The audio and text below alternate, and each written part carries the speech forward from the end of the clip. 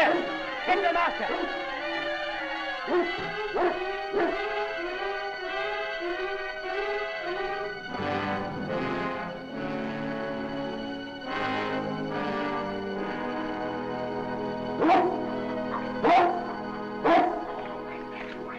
I'm coming. Shh, not so loud.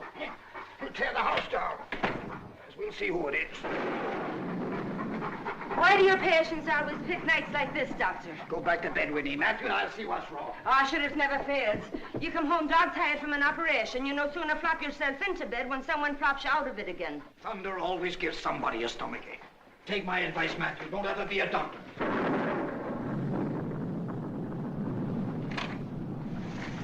Well, Gretz, what's the trouble? It's Mrs. Sebastian, her lapse. Mrs. Sebastian? Boy, that seems impossible. I don't know anything about it. Only Dr. Sebastian said to get you over as soon as I could. Yes, all right, Gretz. I won't be long.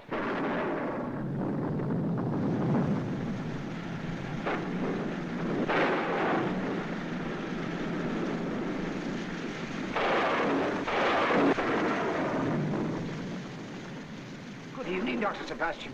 I can't understand this sudden relapse. I thought Ida was out of danger, but I'll go up and have a look. It's too late, Doctor. Ida's dead. Good heavens. Dead? Well, I can't believe it. She died a few minutes after Gretz had gone for you. Her heart must have failed. I'm afraid so. Did she know it was the end? No. She died in her sleep. Poor Ida.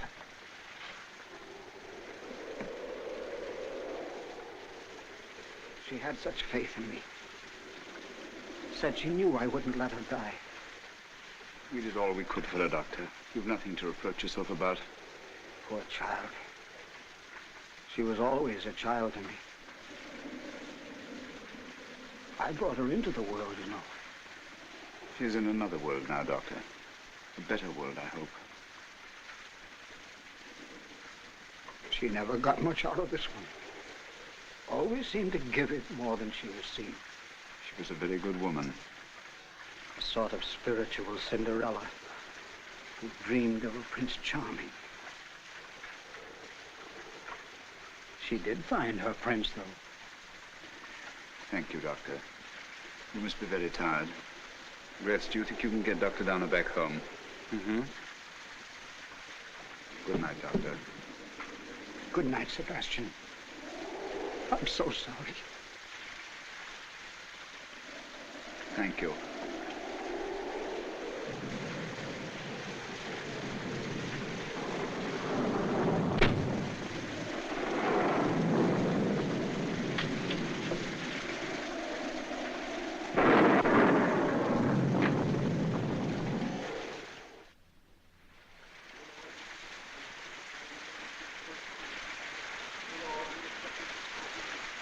The Lord maketh his face to shine upon thee and be gracious unto thee. The Lord lift up his countenance upon thee. Amen.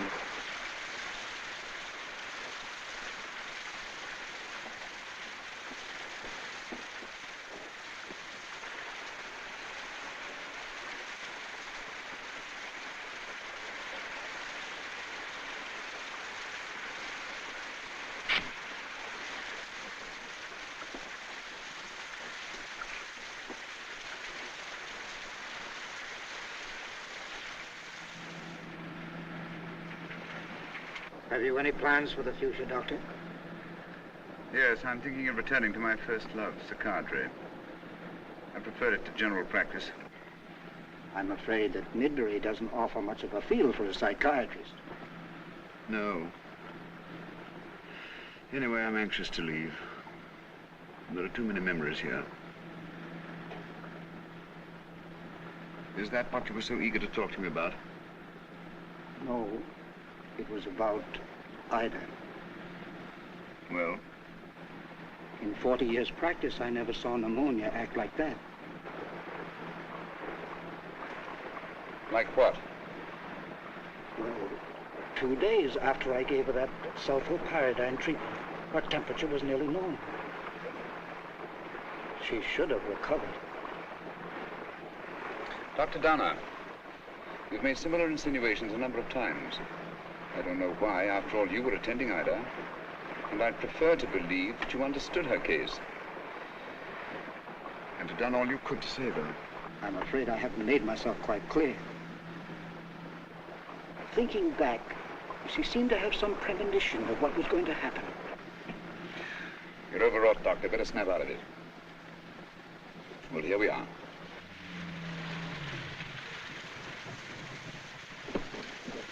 Well, the one physician might prescribe for another, I'd fix myself a good hot toddy and get an early night. Thank you.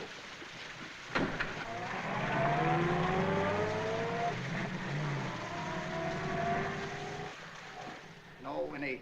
I don't like George Sebastian. I don't like the way he acted or the way he talked to me. There's something twisted in him. Something cold and hidden. Hidden? Yes. A strange man. Full of secrets. I didn't like him when he came to town and started courting Ida. I know it was for her money. But he was always so nice to Ida. Exactly. And see what happened. And sure, what happened besides her catching cold like everybody does? What happened, Doctor? Whatever you thinking of? I don't know. Something. Winnie, do you think I'm getting feeble-minded? Well, sometimes I'm after thinking that... Oh, sure, no, Doctor. You're all right. I could kick myself for signing that death certificate. Why did I do it, Winnie? She died too quickly. Why didn't I go in that house and see for myself? Why didn't I ask for an autopsy? An autopsy? You don't think that Dr. Sebastian... Oh, no, you couldn't. Why, he has such wonderful eyes, he has. Maybe I let those eyes hypnotize me. Maybe it's not too late. I could get the coroner on the phone. The coroner? I'll get him for you.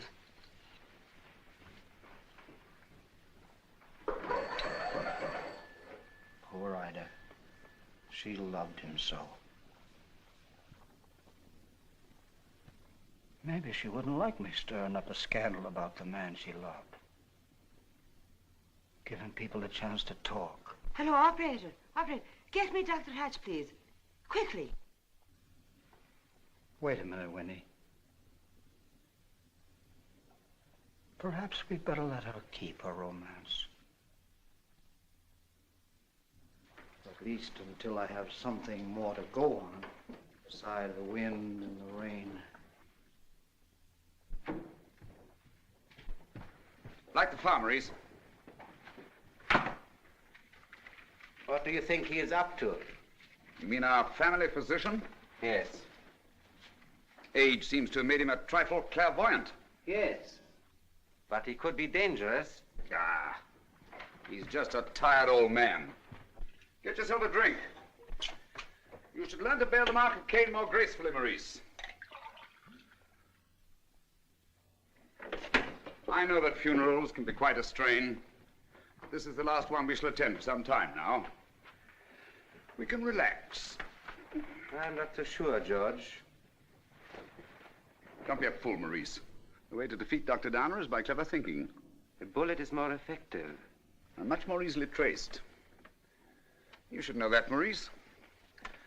Or have you forgotten the death sentence they gave us in Vienna? No. My brains again served us well in Savannah, didn't they? Yes, but we didn't leave any loose ends lying about there. Nor shall we here. If you leave everything to me. All right. But I'd just as soon lay Downer away. And maybe you wouldn't have to think so much. Ah. These atrocious paintings. This absurd wallpaper. These pathetic antiques. They all breathe her spirit. I can almost see her now coming down those stairs. That foolish smile. And the love light in her eyes. She's dead. Isn't it enough? No. I can never forgive her the 8 months spent in this cave of romance.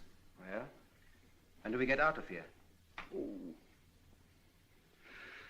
We'll take a month to wind up the estate. And we'll stay another month out of simple propriety. And after that, if we are still free? After that, Maurice, New York. I shall hang out my sign and amuse myself with the fourth, a most pleasant incarnation of Dr. George Sebastian. You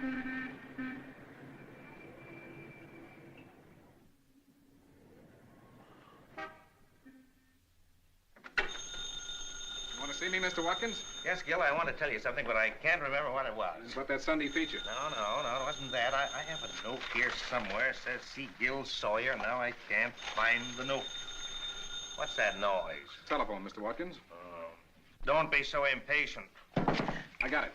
You want to give me that raise you promised? No, it couldn't have been that. If I could only remember what I forgot. Hello. Hello, Lauren. Hello? Oh, it's you, darling. Have I forgotten what? Why, darling, you know I never forget anything. Just a moment, darling. Listen, Gil, I promised my wife that here it is now. That you'd cover a bazaar for crippled children on the roof of the Avenue Club this afternoon. You don't expect anything to happen there, do you? Nothing will happen if you go, but if you don't. Besides, Linda will be there. Oh. Well, of course I'll go. Hello, darling. Gil will cover it for you. Where are you now? I'm in Dr. Sebastian's office. Dr. Sebastian, the famous psychiatrist. What does he say about Linda? Well, I haven't had time to outline her case yet. I've been telling the doctor about my dreams. Yes, I will. I'll tell him all about her. Bye-bye. Oh, Doctor. Yes? Before I take you into the very heart of my dreams, I want to speak to you about my sister, Linda Booth. She's adorable. Yes? But she's a mass of complexes, a veritable psychic swamp. Oh, what seems to be troubling her? Well, that's what I want you to find out. She gets very low over nothing at all. And when she broods, it worries me to distraction. Has she any serious worries? None at all. She has her own private fortune.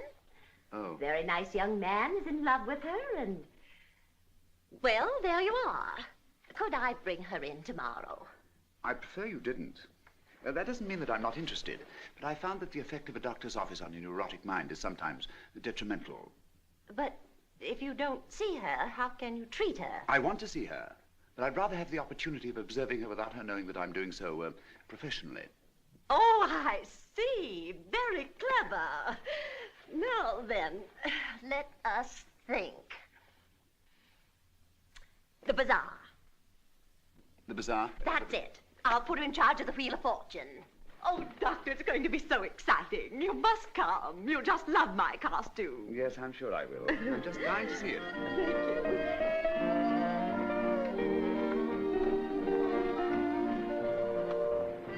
This is my 5th spin, Linda. If that wheel doesn't tell me about Bob this time, I'm off of it. Number 16.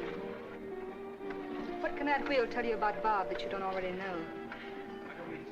You will soon take an important airplane trip with your sweetheart. And we're taking off right now. What bunk. Bunk is right. How can you expect to do business with such commercial candor? Gil, what on earth brings you here? Officially, the voice of New York, Madam Watkins. Unofficially, you. Thanks. Thank you. For what? That smile, it's the first I've seen in weeks. What's the matter, Linda? I don't know, Gil. You haven't been yourself lately. What's wrong? Maybe I have been myself lately. Maybe that's what's wrong. That doesn't make much sense. No, it doesn't. Frankly, Gil, I've been feeling awfully low. I don't know why. That's how I let Louise talk me into helping out here. I thought being around a lot of people, I might snap out of it. You might be around a lot of people, but you're certainly not part of them. Gil, please. Let's not have the two of us worrying. That's the trouble, Linda. You can't always be alone like a somnambulist. You ought to be willing to share your thoughts instead of walking around in a dream.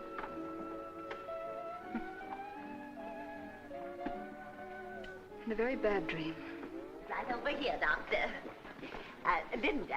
Linda, this is Dr. Sebastian, an old friend from Europe. How'd you do? It was quite a feat to get him to the bazaar. But he's not here professionally. And this is Mr. Gil Sawyer. He is here professionally. He's writing up the bazaar for my husband's newspaper.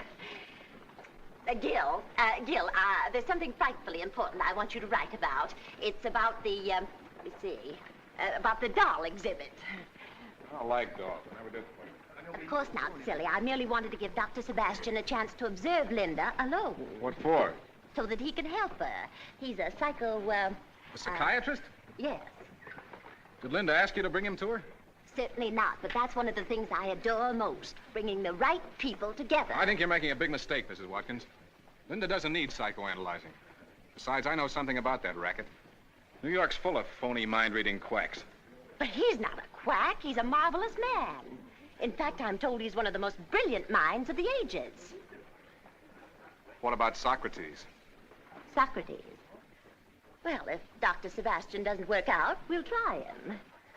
Oh, there's a... Oh. 21. I'll be leaving in a few minutes, Linda. A large inheritance will soon be yours. Inheritance? Oh, Uncle Henry must have died. Let's go tell my husband. Strange how people take this thing so seriously, isn't it? Another of these wheels and we psychiatrists will be out of business. Don't tell me you're putting yourself in a class with fortune tellers. That's what most people try to use us for. I think I shall have to install one of these things in my office. Wouldn't it be wonderful if things were as easy to solve as that? One little spin and we could have an answer to everything. Would we want the answer to everything? More to the point, is there one? I think so. Your work must be very absorbing. Exploring into the depths of strange souls. Most of them are not very strange. You'd be surprised if you knew how much alike they all are, for the most part. It's rare that one finds a really interesting subject. Well, is Dr. Sebastian falling for your little racket, Linda? No. He's just acting as a come-on for gullible prospects. I wonder if Mr. Sawyer might relieve me. I really should be getting back to my office. I'm sure he wouldn't mind. It'd be a pleasure. Thank you, Mr. Sawyer. Thank you, Miss Booth. Goodbye. Thank you. Bye. Well, I wonder where your sister found him. I don't know. But I found him most interesting. I imagine women would. Gil, I think you're jealous. No, I'm not. I'm thirsty. Come on, have a drink with me. Suits me. Thank you.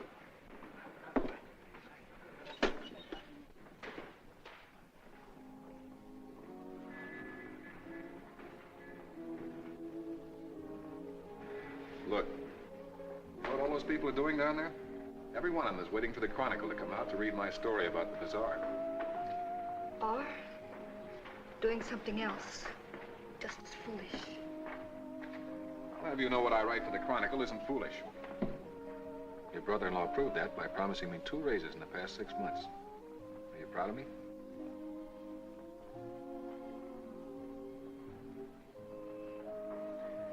Are you proud of me? You're doing all right for yourself. You mean I'm doing all right for ourselves? You haven't forgotten, have you, that I promised to make good on the job if you promised? Gil, I want to be fair to you.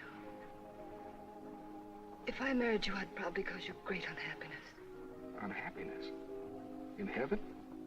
It wouldn't be heaven. But a hospital in which an invalid sat and stared at you. Linda, I thought everything was all set. Before long, we'd... Say, I don't think you're even listening to me. What's the matter, darling? Your eyes look sad, as though they were remembering something.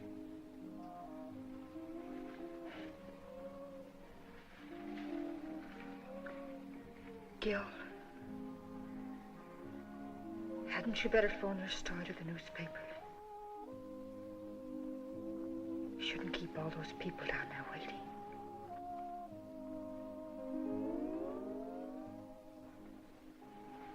Yeah, I guess I better.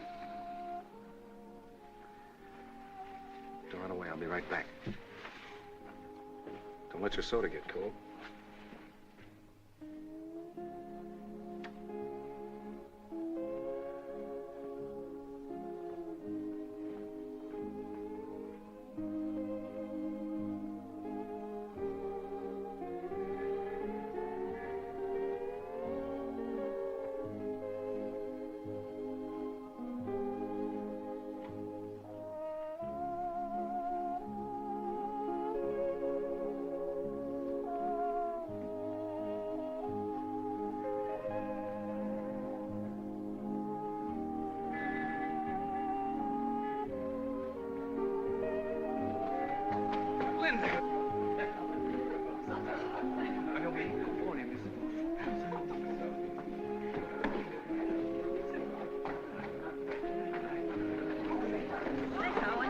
She was standing on top of the parapet. What's wrong? What happened? Let me through, please. What is it? She tried to jump off the roof. She did. Linda, dear, how could you ever do such a thing? We'll not talk about it here, Mrs. Watkins. Call your car and we'll take her home. All right, and I'll telephone Dr. Sebastian.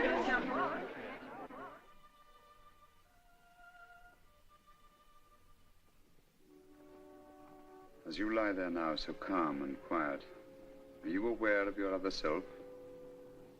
Yes. Tell me what you remember. Give me your hand while you talk. I've tried to die often. I don't know why. It's as if I were really dead and only lone to life. Someone keeps coming and reminding me.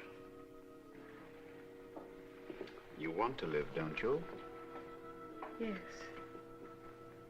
But every morning when I wake, I wonder if I'm going to find myself standing there again before night. Standing where? At the edge of the grave, looking down. When you stand there at the edge, you become afraid? Of what? Nothing clearly. Like a noise far away. Coming too swiftly. I close my eyes before I hear it. Then it's like falling into an ugly sleep. Like being pulled into a dark room to be killed? Yes. Have you ever seen the one who pulls you?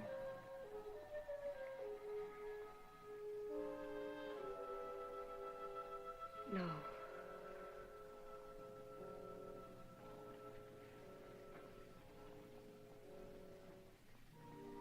You're tired. Let's try and get some sleep.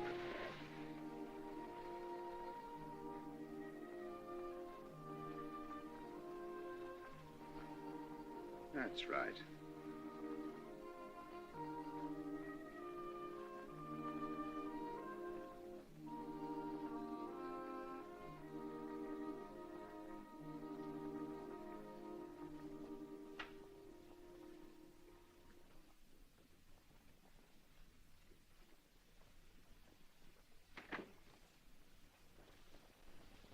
Oh, Doctor.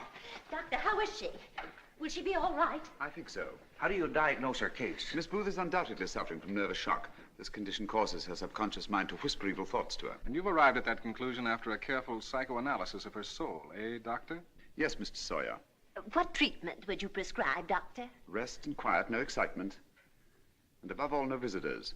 Does she have any medicine? No medicine. And you think you'll eventually be able to help her overcome this subconscious, whatchamacallit? Miss Booth has agreed to place herself entirely in my hands. You need have no further worries. Good night. I'd still like to know who he is. Where are his credentials?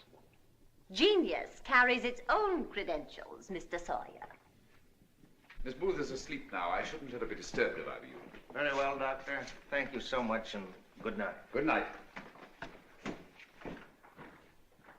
If Dr. Sebastian can help Linda and put a stop to her ridiculous desire to jump off buildings, I would certainly approve him attending her. I don't approve of Linda's handing over the entire delicate mechanism of her mind and emotions to a man she doesn't even know, to a half-baked soul meddler. I wish you'd think of phrases like that when you're writing for our newspaper. Don't worry, I will. I'm going to write an expose of phony psychiatrists, and I'll prove that usually the patient is helping the insanity of the doctor, coddling his delusions of superiority, and that 9 times out of 10, the patient loses his own soul in the process. Good night. You're not going to put that in the Chronicle? All right, I'll put it in the Star. Well, bless his heart. I wish I'd have given him that raise.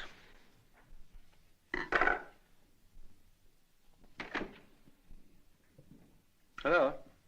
Maurice? How would you like to be very rich? Very rich? I'd prefer it to sitting like a stuffed goose in your office. It can be done. We will ride like Fortunatus in a coach of gold. Now what? It's very strange and disturbing. As if there were a pattern to one's life, a rhythm to one's destiny. Well, what's certain?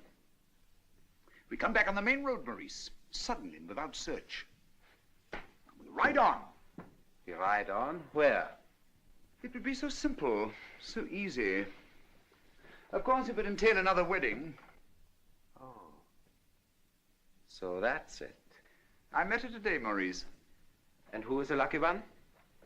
Her name's Linda Booth. Linda Booth. That's very pretty.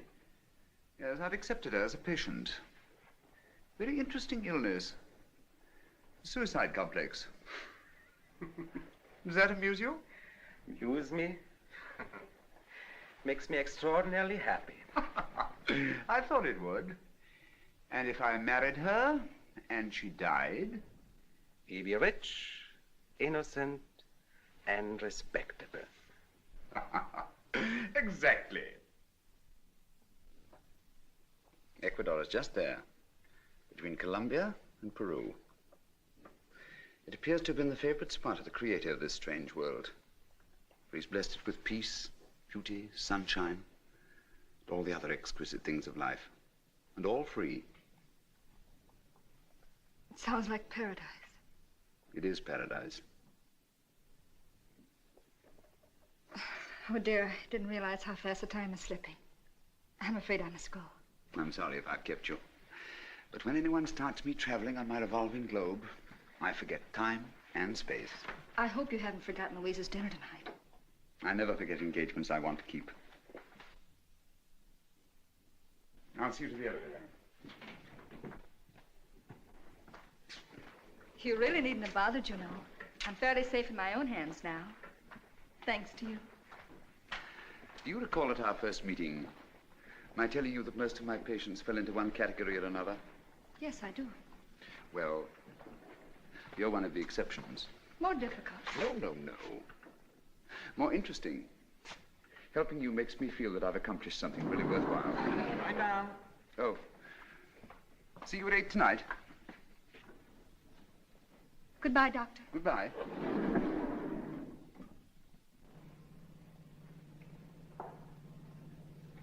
I suppose I should say fancy meeting you here. Fancy meeting you anywhere. The Earth seems to have swallowed you these last 2 months. Yeah, I've been very busy. I've been reading some of your work. I don't suppose you like what I write, do you? It's not very complimentary. It's not meant to be, but it's true. Same floor. Linda, you must let me talk to you. Now, there's nothing good or sensible that Sebastian can do for you. That's for me to judge. But don't you realize he's asking you to change your character? And you're paying him to do it. Gil, you're talking like an Now, idiot. wait a minute. I've got a lot more to tell you. I haven't the time to hear it. Now, Linda, why should you and I fall out over a phony psychiatrist? Because you're wrong. Because I like him. Because he's helping me. Helping you? Yes. You're no different than you were before. Linda, if I knew he was helping you, I'd hope and pray that everything I've written would be disproved. I'd even carry shark's teeth to help. But he's not. There's something weird and wrong with that Sebastian. You're the one that's wrong, Gil. You should be encouraging him instead of starting this one-man campaign of mudslinging in your newspaper. Well, Linda, why not give me a chance to help you? As I told you before, there's nothing wrong with you that common sense can't cure. You're just an ordinary hypochondriac.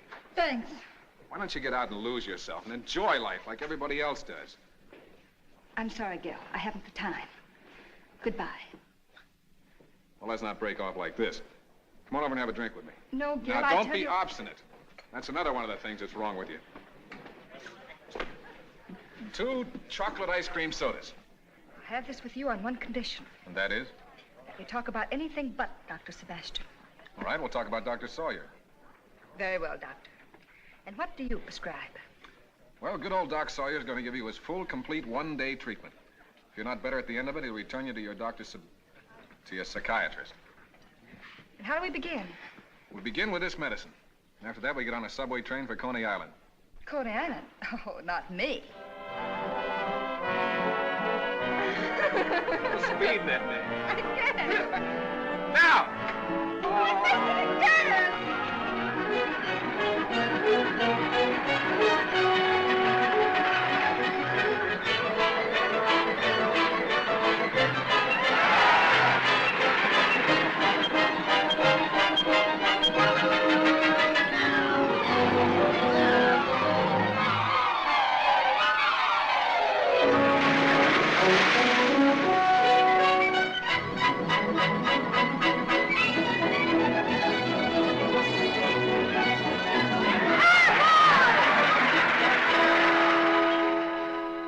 Police on the telephone, madam. Good heavens, what do the police want with me? I haven't done anything. I think they have their nerve telephoning me like this in my own home. Hello, this is Mrs. Watkins. What is it you want, please? Yeah, my sister. Oh, yes, that's right. I did call you about her, didn't I? Have you found her yet? Oh, well, all I know is that my sister's been gone for hours, and I thought if you put in a riot call... Well, my goodness, there certainly ought to be some way of finding her with all the men you have on the force. Give me that telephone. Hello. This is Mr. Watkins. Yes, I see. I understand. Thank you very much. Go on, tell me the worst. There's nothing to tell. They've checked everywhere, and no news certainly ought to be good news. Nothing's happened to Linda.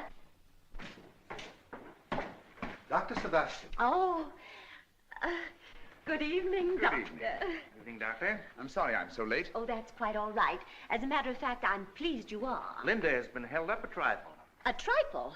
We haven't heard from her for hours, and I'm worried to... Distraction. Distraction? Do sit down, Doctor. You needn't worry, Mrs. Watkins. I'm quite sure that Linda's capable of taking care of herself.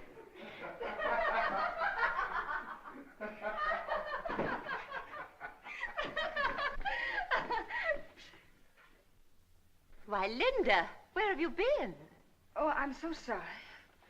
Oh, I didn't realize the time. It was terribly rude. I should have at least phoned. Don't worry, please. It's all my fault. What do you mean your fault? Anyway, why all the apologies? Just because we had a little fun? You should have seen her on the merry-go-round, an ice cream cone in one hand and trying to grab the gold ring with the other. And she got it. Come, dear, I think we better go put your dress on. I won't be long. Don't go away, Gil. Won't you stay for dinner, Gil? Well, hardly presentable. Oh, what's the difference? I'm sure Dr. Sebastian won't mind. Not at all. In fact, I'd rather enjoy the company of a man who writes such interesting articles, whose profound insight into an alien field is nothing short of remarkable. Yes, my editor thinks it's remarkable. The way the star's circulation is going up. Anything that increases the circulation of the star is remarkable. I've been wondering, Mr. Sawyer, where you gather your astounding information? Oh, from various sources. Interviews with reputable physicians, victims of quacks, numerous medical files. From Savannah? Savannah? Yes. One of our leading psychiatrists was once married in Savannah. Psychiatrists do get married, you know. Even in Savannah. But this one graduated from Berlin University in 1912. That would make him a man almost 50. Much older than you. Well, perhaps he graduated very young. It might be that he was unusually bright, even precocious. Undoubtedly. You know, Mr. Sawyer, I find you very stimulating. and rather amusing. Indeed. Although I don't know why you should concern yourself so much about me. That should be fairly easy to comprehend, even for a psychiatrist. Really? Really. You've hoodwinked Linda into believing that you're an idol, a mastermind. You're using your science unethically, kicking her soul around like a football. You've got her believing in you, trusting in you. When, as a matter of fact, almost every word you tell her is a lie. Gil. I'm sorry, Linda. Apology should be to Dr. Sebastian. An apology, not at all. As a matter of fact, he's quite right. I have lied to you. As your physician, it has been my privilege to tell you many lies. All of them pleasant, I hope. And I assure you most necessary for your recovery. Very clever, Dr. Sebastian. Mr. Sawyer, I've listened to you patiently, and now... Now you want to tell me that I'm a bad loser. That I'm behaving like a blackmailer. All of which doesn't interest me. Nor does it change my opinion that you're an imposter who's trying to wreck Linda's life. Gil. It's all right. There are some things Mr. Sawyer must learn, even from a psychiatrist. Come, Linda. Well, cocktails. Ladies, doctor? No, thank you, not just at this moment. You will recall 2 months ago in this room, I told you that Linda had been suffering from nervous shock, that her subconscious mind whispered evil thoughts to her.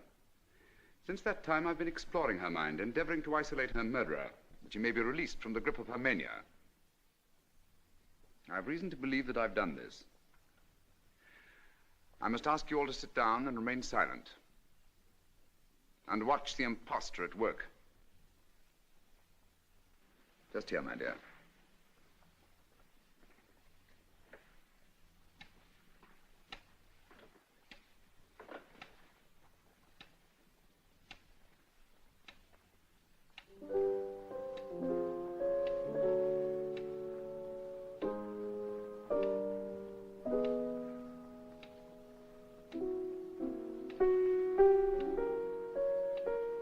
Remember this tune, Linda?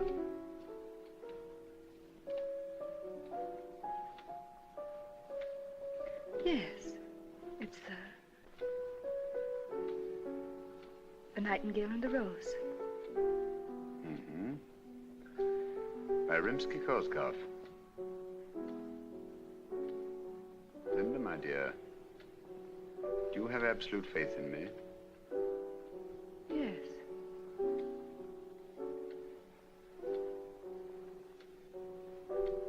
Look at me.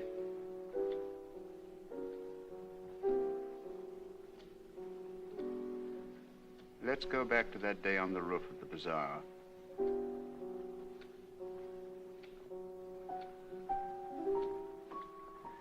What was on your mind that day, Linda? Think. Think. Picture of a garden. Long ago. You were a little girl? Yes. It was your garden, your home?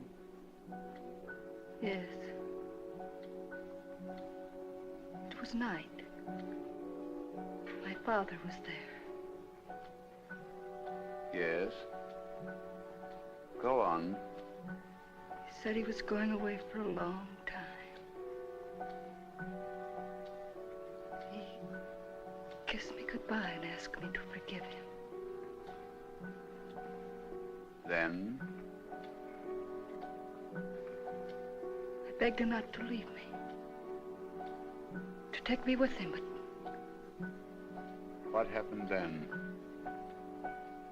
he started to go and I ran after him and stopped him. He turned me back and closed the gate between us. Then he kissed me again and disappeared into the darkness. And what did you do? I was frightened. I called to him. Then out of the darkness I heard his voice calling. Goodbye, Linda, my child. Try to forgive me. Try to forget.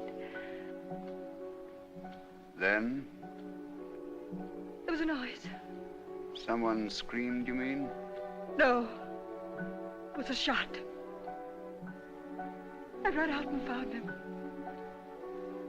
Dead. What did you say?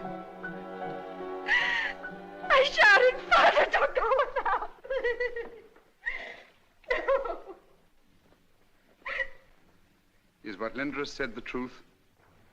Yes, but I never thought she knew. We've never told her.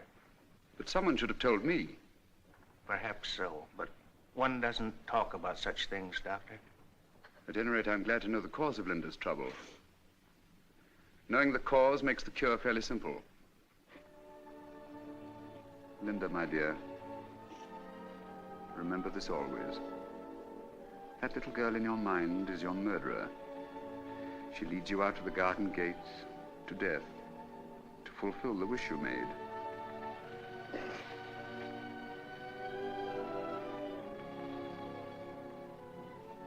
You must close your ears to the hidden voice that drives you to join your father. You promise me that?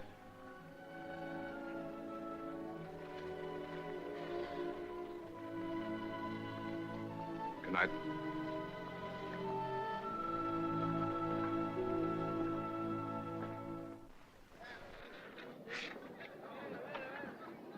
Ticket to Savannah, please. Georgia? Yes.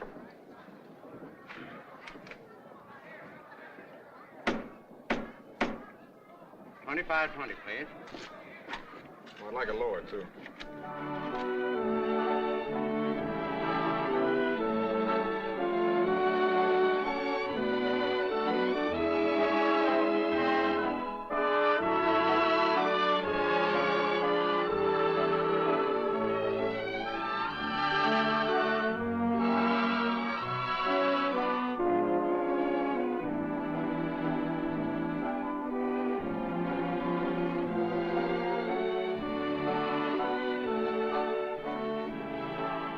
My favorite melody. Isn't it beautiful? My favorite partner. Isn't she beautiful? You waltz divinely, George. I could be an East professor. I studied in Vienna. Studied dancing. Medicine and dancing. Mostly dancing.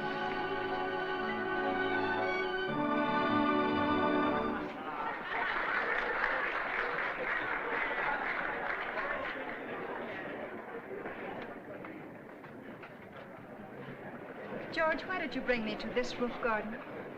No, thank you. Perhaps it was because I met you here at the bazaar. Perhaps. Or was it to test my sanity? No. There's no such thing as sanity. At best, it's a heroic and precarious little hiding place in which we try to conceal ourselves from the devils. Devils? Mm-hmm. The devils of time, space. Things unknown from the past. Is that why you told me you preferred the uncertainty of the future? Life would be almost intolerable if we knew our future steps in advance, don't you think? And life would be more hopeful. We could forget our footsteps of the past. I know. Sometimes out of the unknown rivers and mountains of the mind, strange sounds come into our hearts. We become disturbed. We develop neuroses, phobias, manias. We try writing, painting, music. Or even evil as a relief. Evil? Mm-hmm. George, have you had other patients like me? Not like you. Ever. But I know a man. Yes? His case might be styled something like yours. Oh, no. No, not like you. Please tell me. Would you really like to know? Yes. All right, then. Come along.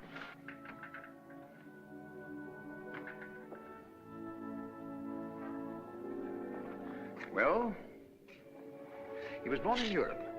His parents were cultured aristocrats. They gave him every advantage: home, money, education, finally a profession. He was very successful. When he married the woman he loved, he thought his world complete. Then suddenly, out of the blue, his world collapsed. How? No, it's the same old story. An unfaithful wife and his best friend. I see. He suffered a shock that no words can describe. Turned his brain upside down. He killed them both. Then he became obsessed with an unconquerable phobia. His wife became the personification of all womankind. And he swore to kill every woman that promised her love. How dreadful. And yet, I can sympathize with such a soul. What happened to him? His case seemed almost hopeless. But recently his bitterness and hate have been dissolved. Now once again, he wants to be the man he was born. He wants to live. And so do I.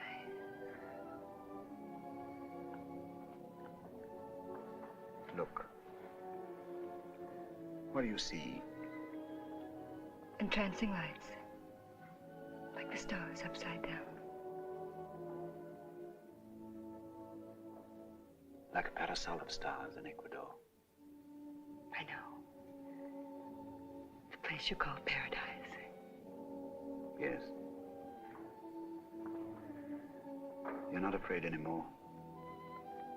Not when you're with me. Not even of me? Not at all. It seems nothing wrong could happen to me. Ever. Nothing wrong can happen to you ever. Linda, darling. Because I love you.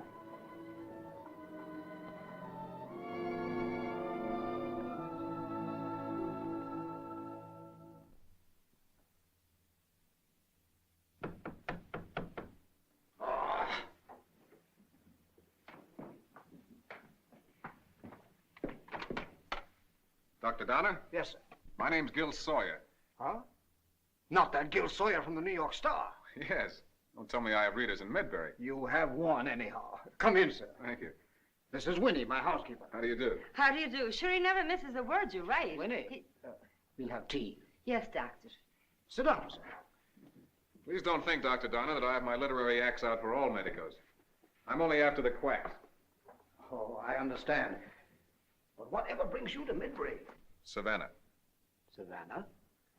Savannah brought me to Midbury. I'm hoping Midbury will take me back to New York. To a certain Dr. George Sebastian. Dr. Sebastian. Do you know him? Oh, I knew Dr. Sebastian quite well. But I don't understand your reference to Savannah. Well, simply that he practiced there once. Is that so? And when did he leave there? Oh, several years ago. He gave up his practice when his wife died. He was married in Savannah, and his wife died? Yes. Pneumonia took her, I think. Is that so? And why are you so interested in Dr. Sebastian, Mr. Sawyer? Well, I'd like to name him definitely in some of my articles. I'm checking up on some suspicions I have. What suspicions? Well, I'd rather let it go at that, till I'm more sure of my ground. Oh, I see. Oh, sit over here, Mr. Sawyer. Thank you.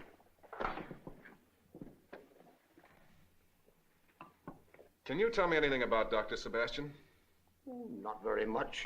You see, he didn't even practice here. Altogether wasn't here more than a year. And he kept pretty much to himself. Ida's the only one that ever really knew him. Ida? His wife. When she died, he broke up stakes and went to New York. Well, he's quite a merry widower, isn't he? What happened to the second Mrs. Sebastian? Oh, she died of pneumonia, too. Indeed.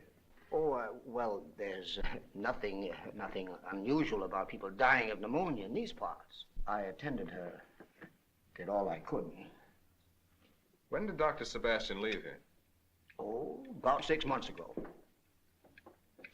Did you notice anything strange or weird about him? Anyone who lives in Midbury becomes strange and weird, Mr. Sawyer.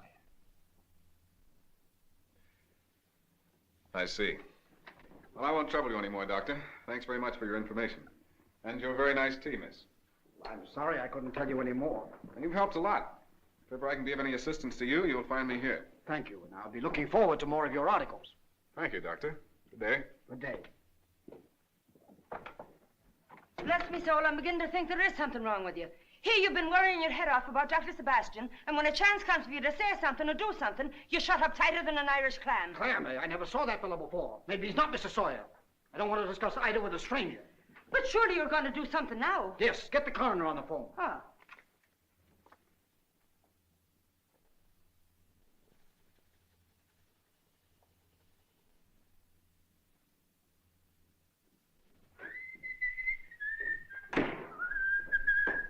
Ah, Maurice. Hello, George. Hello, coffee. Uh-huh. You seem unusually happy this evening, George. I am. Why? Here, I'll show you. Are congratulations in order? Yeah, thank you, Maurice. And when is the wedding? Monday a week. What's that? Quito. Quito? Mm-hmm. Quito, the capital of Ecuador. A dream city. That's where we're going to live. We are? Oh, no, not you, Maurice. You're too material for the Society of Elves. Oh. So you're going to turn elf and hop off to Quito. That's very pretty. Yes, very pretty. It's a little mountain city perched above a jungle. If you stand on tiptoe, you can almost touch the sky. The night opens a parasol of stars over your head. It does, huh? Oh, dear, life's so extremely simple in Quito, Maurice. Even the headhunters smile at you on the promenades. When you marry Linda, your picture will be in every paper in the country. Mm-hmm. And the headhunters of Vienna, Midbury, and Savannah will be very glad to see it. Ah! I'm not concerned with those bucolic centers of interest. What I want to know is, can a man change his destiny? Can Lucifer climb back into heaven on his knees with tears in his eyes and his heart whispering the Magnificat? Are you trying to tell me that you're actually in love with this girl? Yes, Maurice, I am. Once again, I'm human, sad, weak, full of longings. Once again, I'm going to live. Once again, I'm the man I was born. And what about me? We're out of tune, Maurice, you and I. Are we? Why? Why? Has there never crept into that aboriginal skull of yours a slight wonder as to why anyone so brilliant, so superior as I should have gone through life like some medieval monster? You are a monster, Sebastian. Spawned in the dark of the moon, and no breath of God in your soul. That's not true anymore. It's not true. Her love is breathing the breath of God into my soul. And driving the common sense out of your mind. Have you forgotten that we are going to ride like Fortunatus in that coach of gold? Maurice, I'm marrying Linda, and I'm going away with her to be enshrined in a Valentine instead of a rogues gallery. Valentine.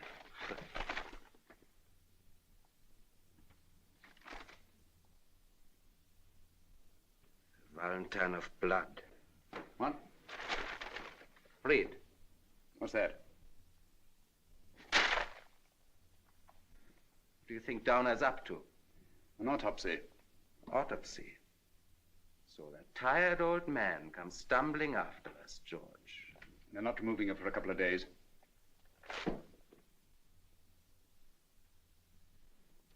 It's strange. Strange that this should happen to me now. I'd almost forgotten Midbury. I'd almost forgotten everything. I hadn't forgotten Downer. Maurice, you've got to go to Midbury. Me? What for? You've got to get at that grave first. So, we are back in tune again. Eh, George?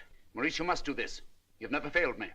I have never failed you because you were my brains. But you aren't anymore. You're like all the other clever ones. Clever until they meet a woman. And then they suddenly become fools, and the law gets them. Standing still with a faraway look in their eyes. Maurice, if you'll go to Midbury, I'll listen to you. I'll do anything you say. Anything? Anything. Well, that's better, George. All right, I'll go. But when I come back, we'll stick to our original plans. And forget all about Quito and Ecuador and the Valentines. Yes, Maurice, we'll forget about everything but our plans. Now, come along. Go quickly. Get yourself a car, block and tackle anything you want. Here. Here's some money. Don't make any mistakes. Very well.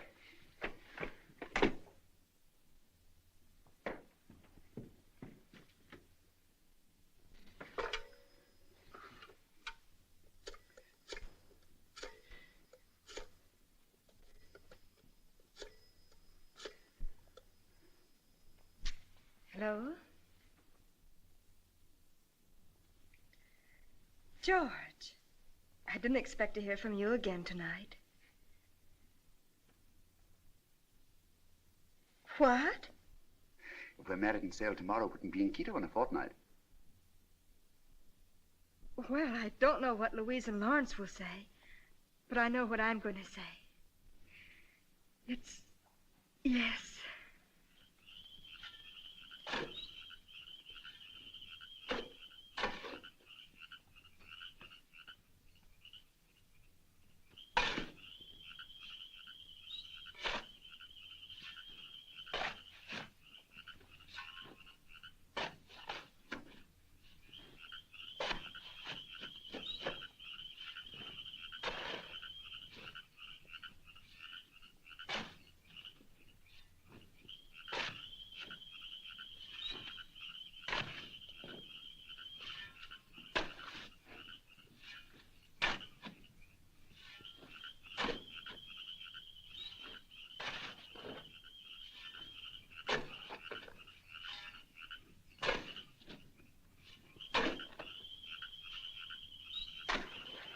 What's the idea?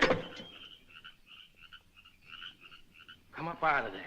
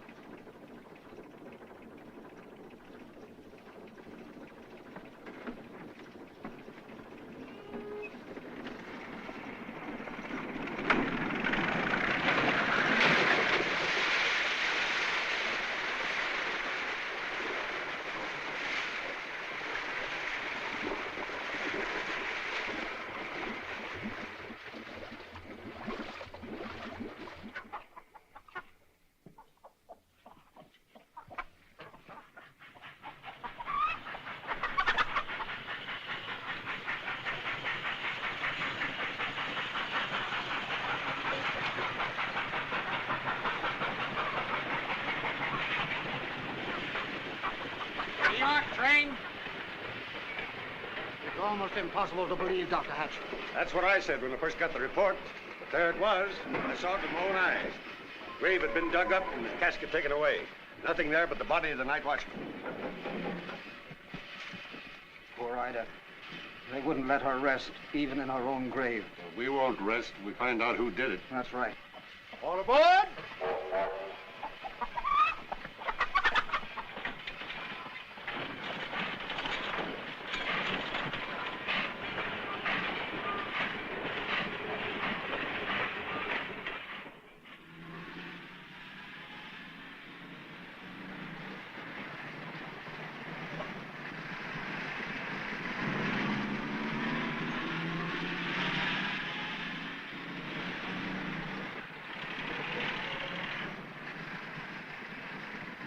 What are you decorated for? A christening? A wedding. The bridegroom must be a dressmaker. He's a doctor, but he didn't do the decorating. His sister-in-law did. She's a little funny. Is this them? The kind of wedding I dreamed of at all. The ceremony was so short, I didn't even have time for a good try. Oh, I think it's thrilling. Into a wedding ring and onto a boat. Hardly before I can get my breath. I'm afraid I have rather rushed you. Glad you did. Makes a better story. Congratulations, sir. Oh, thank you. Are you coming with us, Mrs. Watkins? Certainly. You may call me Louise now, George. Louise, come with me, darling. I want you to help me pick out the, for... Oh, yes, anything you say, Lawrence. Well, goodbye, dear. I'll see you later. Goodbye. Goodbye, George. Goodbye, Louise, dear. Oh, dear, isn't it exciting? Louise, let the boys get their picture. Picture? Oh, certainly. If you don't stop posing and talking and kissing, they'll never get anywhere. I was only trying to help. Goodbye. Goodbye. Oh, doctors, just one more, please. Thank you. Congratulations, mister. Oh, thank you. Want a paper? Certainly. You'll want to read all about the murder. Here, you can keep the paper. Thanks, mister. And the best of luck to you and the missus. Well, read all about the cemetery murder. Well, read all about it. Darling, I'm so glad they didn't come along. I just want to be with you, alone. Oh, my dear. Mrs. George, Sebastian. Doesn't that sound wonderful? What? Doesn't Mrs. George Sebastian sound thrilling? Thrilling, my love.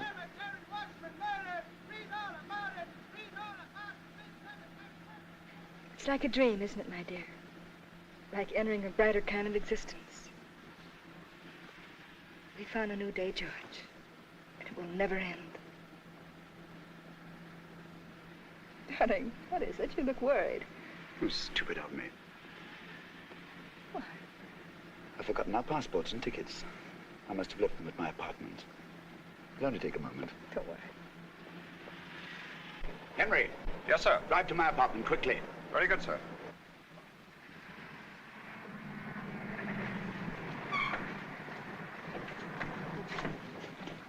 I won't be a moment, darling.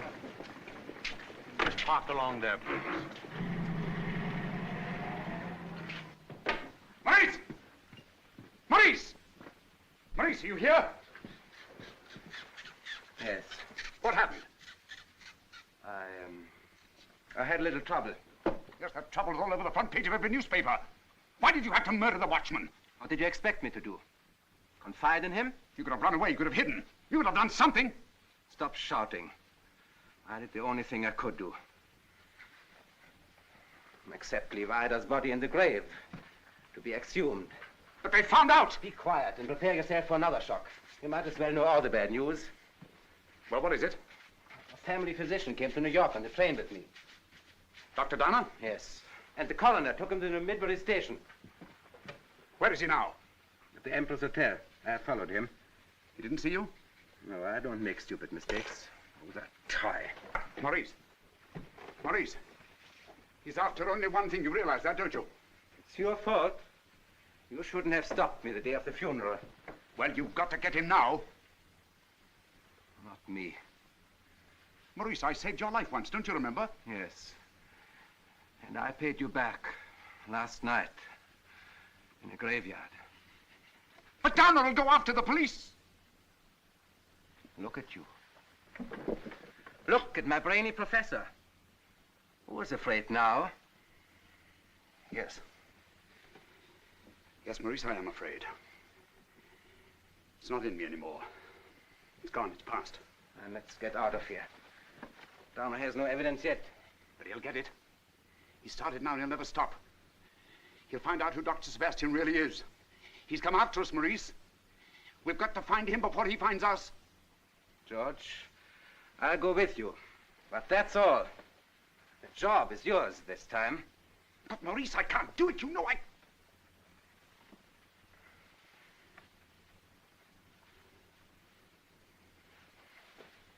All right, then.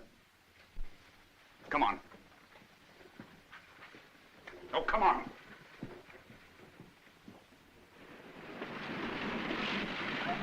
Get a taxi quickly. Cemetery watch for murder. Extra! Linda, dear, Greta tells me that one of my patients has had a serious relapse. I must go to her. We'll miss the boat. No, darling, I won't be long. Now, you go home and wait for me, please. George. I'm sorry, dear.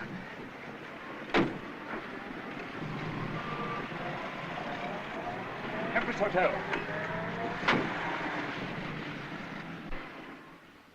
Yes, ma'am. I'll send it right up. 335. Oh, is the public library near here? Yes, Dr. Downer, at 42nd and 5th. The doorman will direct you. Oh, thank you very much. Room clerk. Yes, I'll tend to it right away.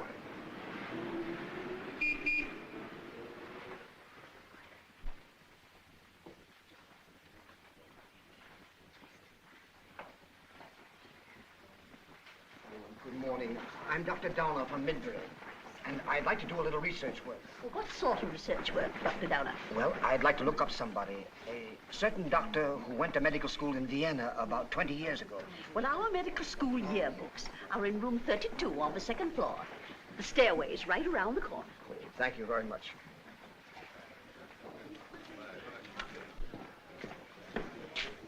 Is there a Dr. Downer from Midbury registered here? Why, yes, but he's not in at the moment. Oh, what a shame. I missed him at the station, too. Stupid of me. Would you care to leave a message? Dr. Downer's a very old gentleman. He hasn't been in New York before. I'm rather worried about him. Did he leave any word as to where he might be going? Well, as a matter of fact, he inquired about the public library. The public library? Yes, sir. Oh, thank you. I'll call in again later. Here you are, Doctor. These cover all the Vienna medical schools for the 10 years ending 1927. Oh, thank you. Thank you.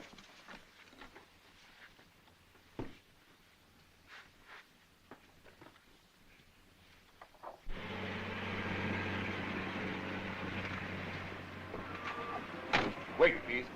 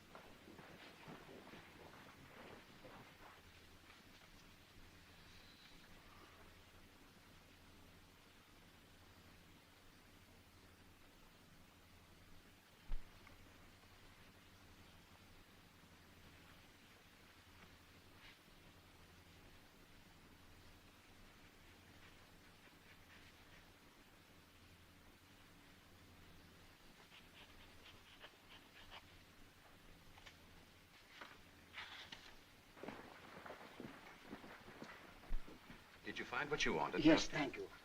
I don't suppose you have news files. I mean, cataloged newspaper clippings. We have files of papers, but nothing cataloged. You might try the newspaper offices. Newspaper? Oh, yes, of course. Thank you. Thank you very much. I know.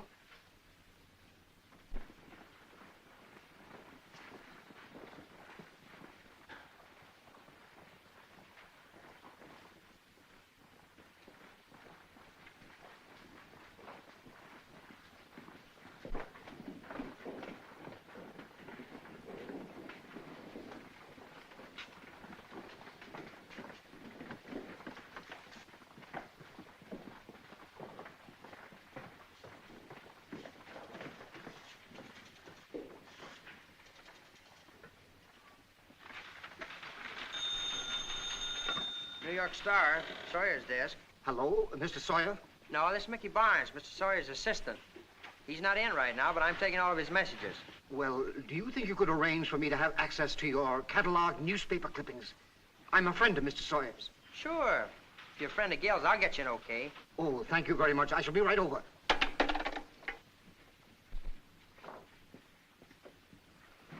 May I help you?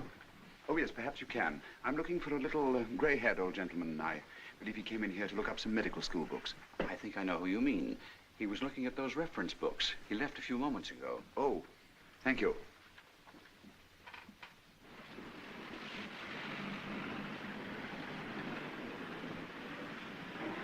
pardon me. I'd like to go to the New York Star.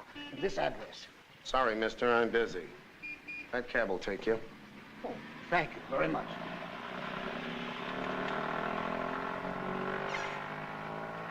I'll be back.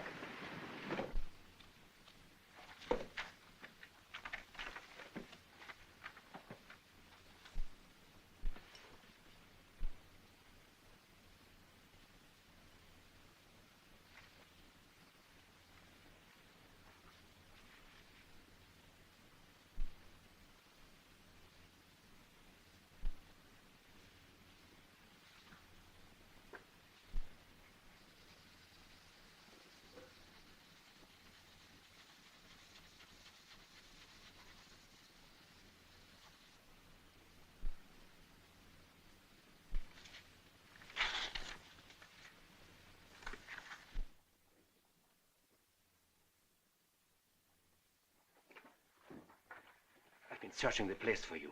He just left in a taxi, New York Star office.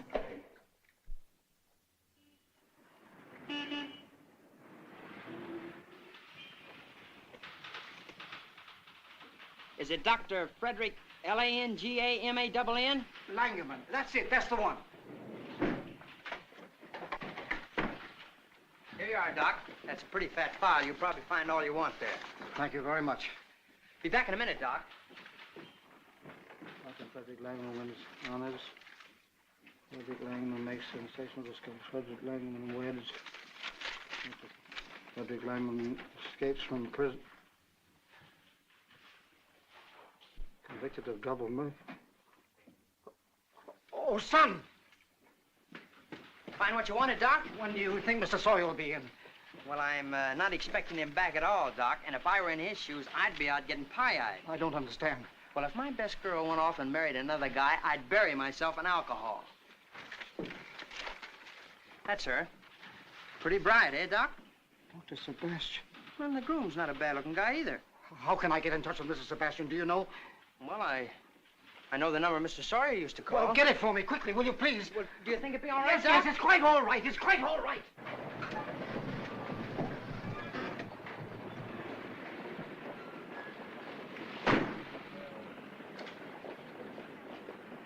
If I get fired for this, you better be finding me a job up there in Midbury. Yes, yes, sir.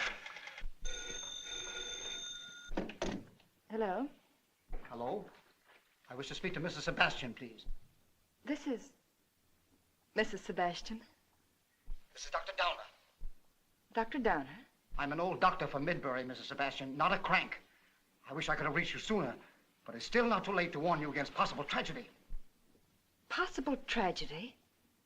What are you talking about? I'm in Mr. Sawyer's office at the moment, and I've just found some very damaging evidence against Dr. Sebastian, whose real name is Dr. Frederick Langaman, wanted for murder in Vienna. But my husband couldn't possibly be this person you're talking about. How dare you make such insane accusations? These are not accusations, Mrs. Sebastian. They are facts. Facts which I intend to give to the police. Please. Dr. Donner, I'm sure you're making a very serious mistake, but before you do anything, will you please come to my house so that I can talk to you? I'm afraid I wouldn't care to see Dr. Sebastian until I've talked to the police. Doctor, I must talk to you. I'll come to you if you like. Or would you agree to meet me at the 79th Street subway station? I'll go at once and wait there in a taxi. Well, all right, Mrs. Sebastian, for your sake. I'll meet you there in a few minutes. Where do I get the subway for 79th Street? In the Uptown station, downstairs, across the street. Yes, now there's one more thing you can do for me, and it's very urgent. Is there any way you can get in touch with Mr. Sawyer for me? Well, I'm not supposed to know where he is, but I do. Yes, well, then get him and tell him to meet me at the entrance of the 79th Street subway station just as soon as he can get there. Tell him it's about Savannah and Midbury. Get it? No, but you got me, so I'll get him.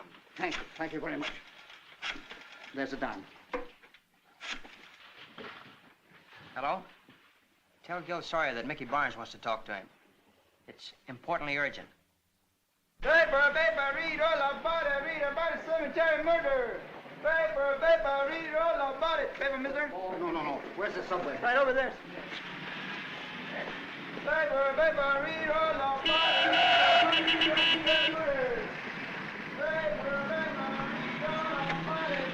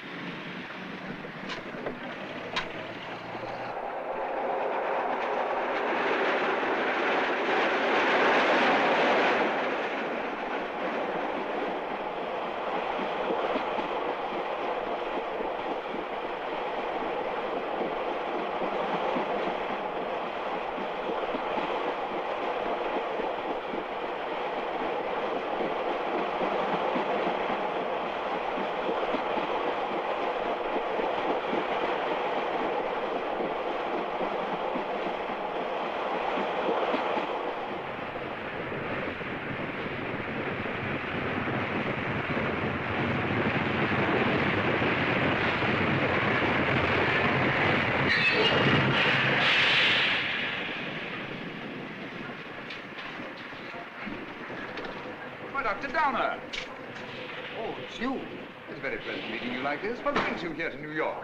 I'm here on business. I'd like to visit with you. You shouldn't speak like that to an old friend. I have never been a friend of yours, Sebastian. Yes, I've often regretted that. Why the hurry? I have an engagement. Because I'm sure your business will wait just till my train comes along. Didn't you get off the last train? Yes, I saw you, and I couldn't let the occasion pass without speaking to you.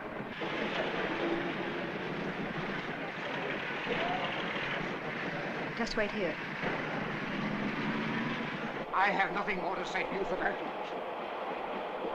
But you've something to say to the police, haven't you? What are you driving at? Say, here he is. Here's Dr. Frederick Langerman, who's been masquerading as Dr. Sebastian. He's wanted for murder in Vienna. I will. And you'll say he killed his wife in Midbury also, won't you? You'll Yes. say all that, Doctor. Yes. And I shan't leave out a similar murder in Savannah. Let me go. You'll say there are many others that I must have killed, won't you, Doctor? Yes, and I'll swear it was Ida's voice I heard that night. Sorry, Doctor. Omniversus, please.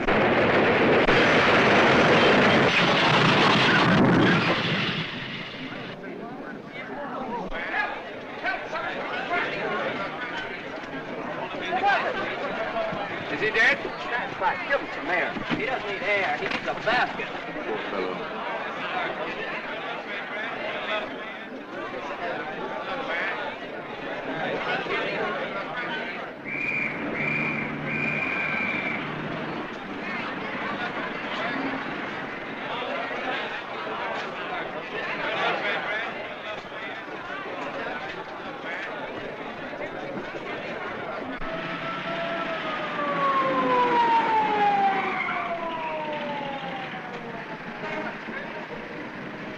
Someone's been hurt.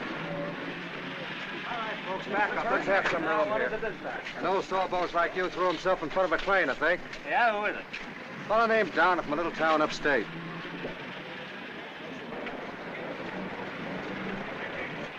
George! George!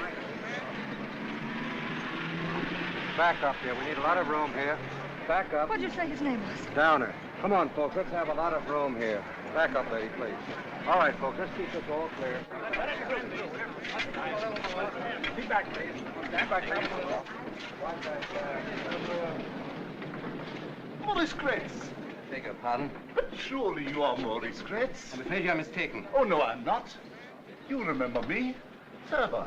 Gerber? We met at Schulzmann Coffee House on the Operaplatz in Vienna. Operaplatz? Vienna? Oh, how can you forget that poker game we had? Poker game? With those lovely ladies. Ladies? Where you lose your shirt and everything. And you had 3 aces of hearts.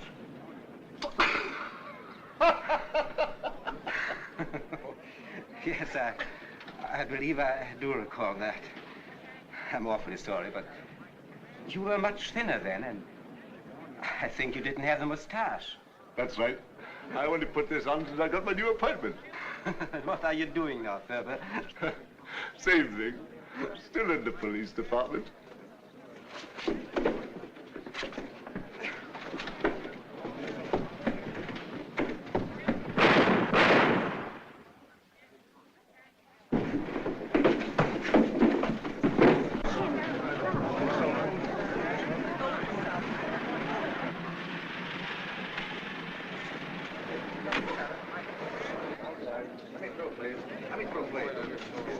You're right up, Jack. Okay. Hello, Riley. Hello. What you got here? A friend of this gentleman's. Who is he? Name is Chris, from Vienna. Vienna? How's chances of getting through that mob, Riley? Pretty good, Gil. Come ahead. Stand by, Joe. All right.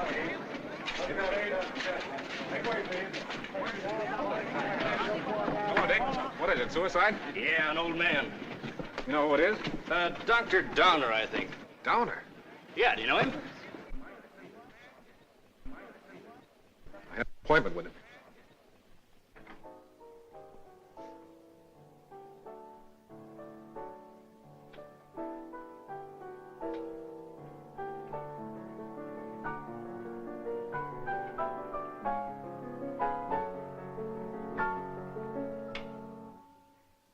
George. I didn't hear you come in. George. Oh, what's the matter? You look pale. Where did you go this afternoon? Why, to my patient, as I told you. Well, what's troubling you? You're trembling. Come and sit down.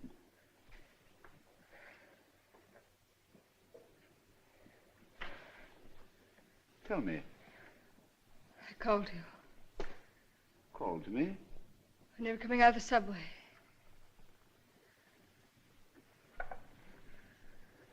Subway? 79th Street. What were you doing at 79th Street? I was waiting for someone. For whom? Dr. Downer. Dr. Downer?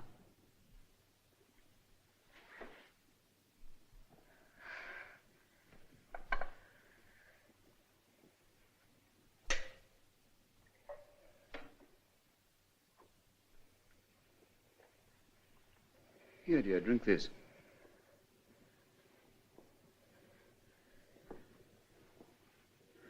Oh, you're cold and shaking. What is it?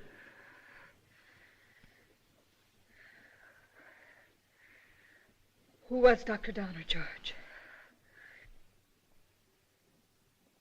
I haven't the faintest idea. Please tell me. But I don't know. You're lying, George. You knew Dr. Downer and you know why I went there to meet him. No, I don't. Why? I wanted to keep him from going to the police about you. But when I saw you coming out of the subway, your face so white, getting into that cab, running away to hide, then I knew that... Linda, stop! It's true! You killed him. Why don't you deny it? You can't. He said you were dangerous and vicious. Linda!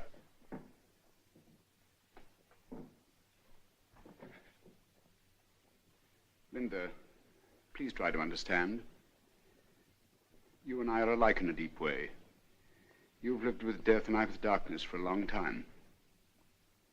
So, that's what you meant that night in the roof when you told me about that patient who became a monster and killed. Linda! You're that man.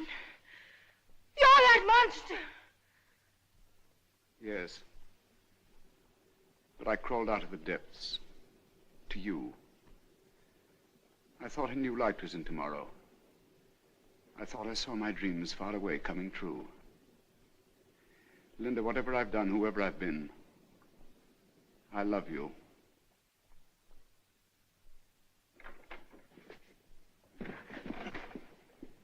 Where are you going? Out! Out! Where? Anywhere! No! No, let go of me!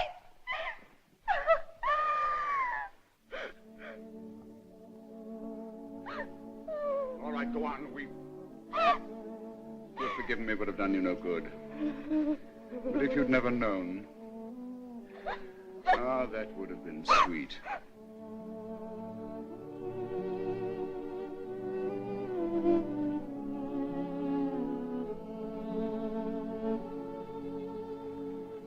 That's better. I'd rather not see your eyes nor hear your voice.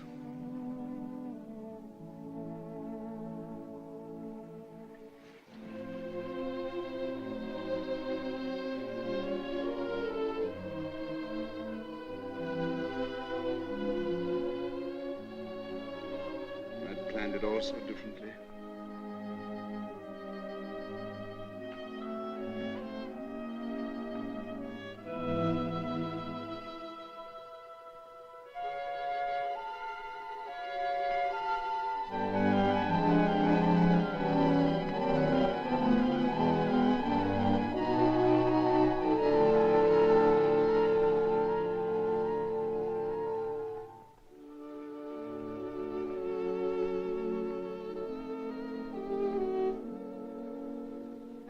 Dear Linda, we'll send our hearts into heaven, where no butterfingered old man can come stumbling after us. We'll be together, my angel, for all eternity. I'll hold you in my arms under a parasol of stars. We're going to Quito together, after all.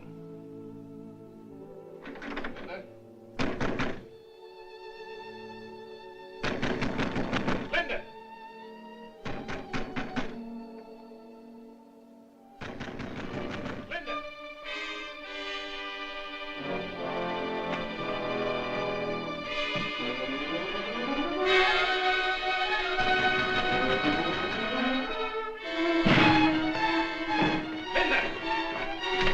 Linda!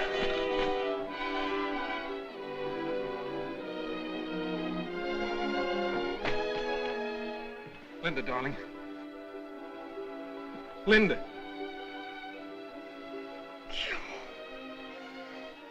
Where's Dr. Sebastian? Oh, he was here.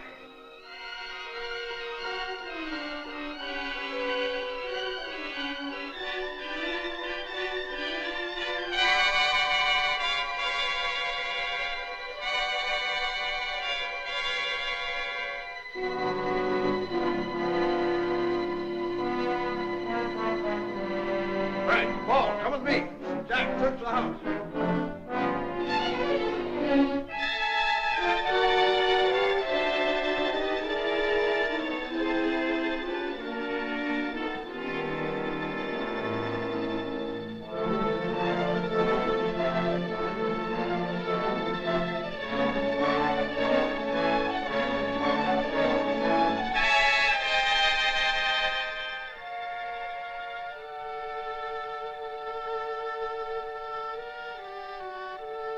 Mac, there's a cornice around this tower. He may have gone that way.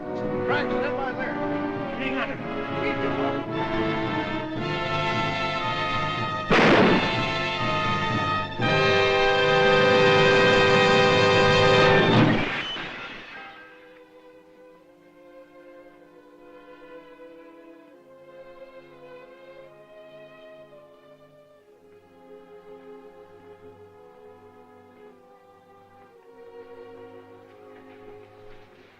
Well? He's gone. Oh, Gil, you should have seen his face, his eyes. So cruel. And yet, so sad.